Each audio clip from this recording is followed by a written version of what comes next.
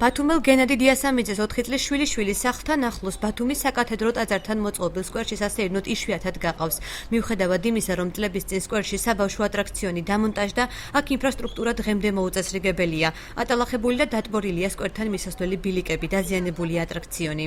აქ ნამდვილად არ არის უსაფრთხო. აქ შეიძლება რომ პატარა ბავშვმა ხო არ იცის არა, მომტრეულია ასე დგას მაღლაზე.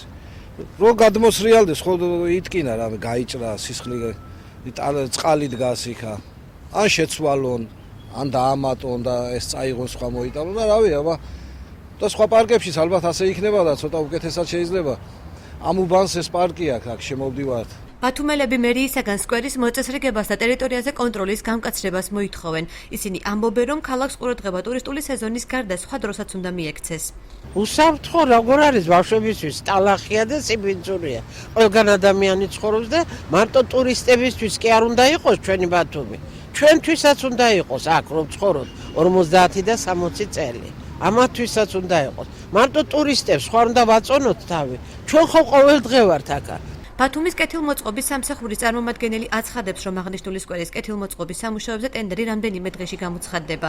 თენგიზ კორძაძე ირწმუნება, რომ სამომავლო ტერიტორიაზე სათვალთვალო კამერებიც დამონტაჟდება.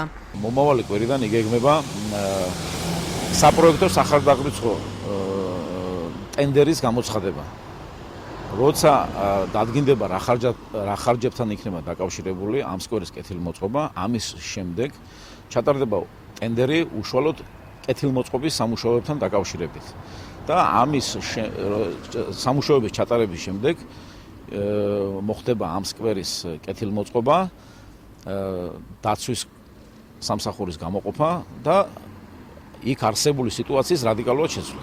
ბათუმის მერიაში აცხადებენ, რომ სკვერის რეაბილიტაცია 2 თვეში დასრულდება, თუმცა სამუშაოებისთვის რა რაოდენობის თანხა გამოიყოფა ჯერჯერობით უცნობია.